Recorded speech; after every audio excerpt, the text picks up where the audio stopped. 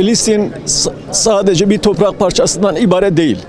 Filistin sadece bir coğrafyanın adı değil. Filistin meselesi sadece Arapların ya da o bölgede yaşayan insanların değil. Filistin Müslümanların ilk kıblesidir. Peygamber Aleyhisselatü Vesselam'ın Miraç makamıdır. Ve dolayısıyla Filistin yeryüzündeki bütün Müslümanların itikadi meselesidir.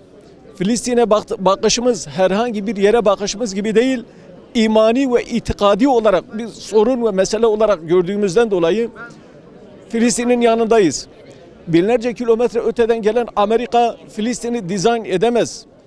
1948 yılında korsan bir şekilde terör devleti olarak kurulan İsrail, Filistin topraklarını Amerika ile yaptığı bu anlaşmayla tamamen bitirmek, tamamen istila etmek istiyor. Filistin'in adını tarihten silmek istiyor.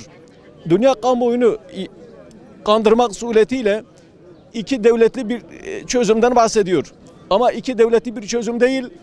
Eğer bu plan hayata geçerse Filistin diye bir yer kalmayacak.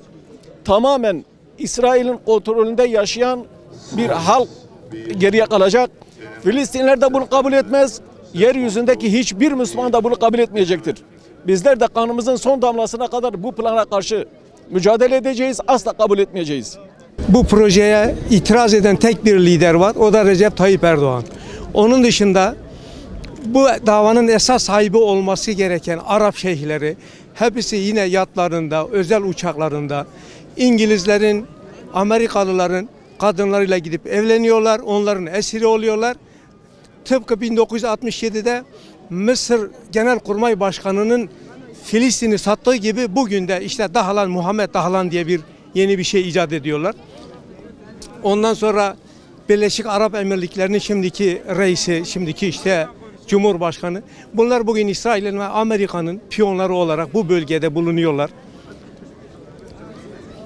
Bunların sonu gelmediği sürece İsrail'in de bu bölgede sonu gelmeyecektir. İsrail'i ayakta tutan ne Amerika'dır ne Yahudilerdir. İsrail'i ayakta tutan Arap şeyhleridir. Arap şeyhlerinin parasıdır. Arap şeyhlerinin petrolüdür.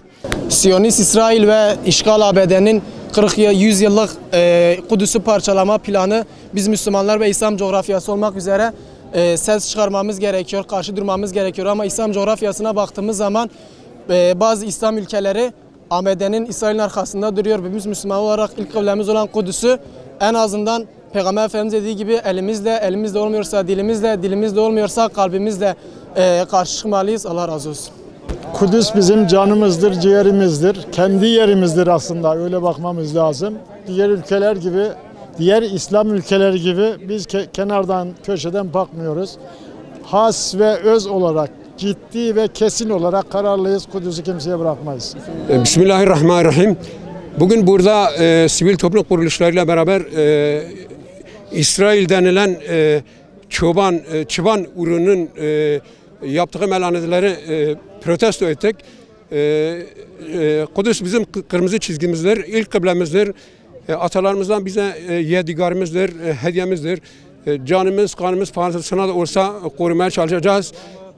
Bu 100 yılın anlaşması denilen işgal anlaşmasını kabul etmiyoruz hiçbir zaman. Topyekun karşısındayız ve duyarlı olmamız gerekir, rahatımızı bozmamız gerekir. Bu yüzden biz de seferle mükellefiz. Zafer Allah'tandır. Teşekkür ederim. Kudüs bizim Müslümanlar olarak ilk kıblemizdir. Kudüs Müslümanlar olarak kırmızı çizgimizdir. Türkiye olarak da kırmızı çizgimizdir. Bütün bu genellemelerin yanında bir başka şey var.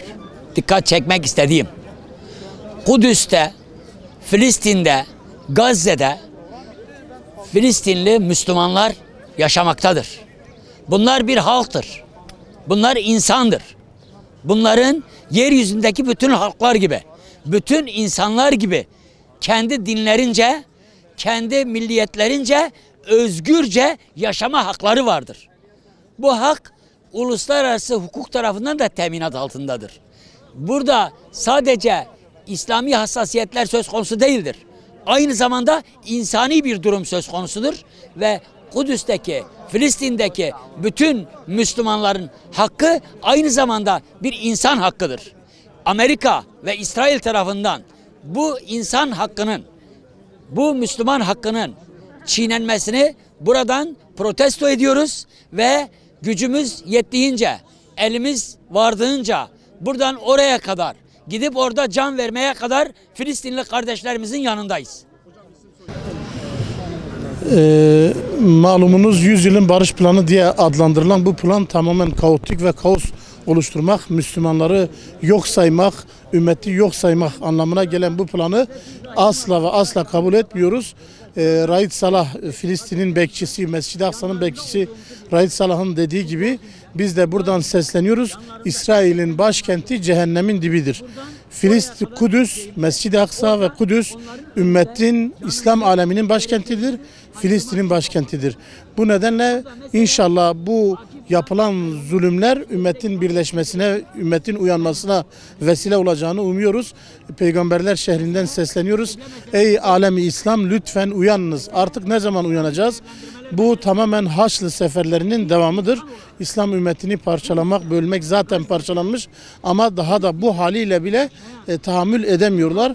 Allah'ın izniyle bu ümmetin birliğine vesile olacağını biz umuyoruz ve Müslümanların kenetlenip bunu def etmesi lazım.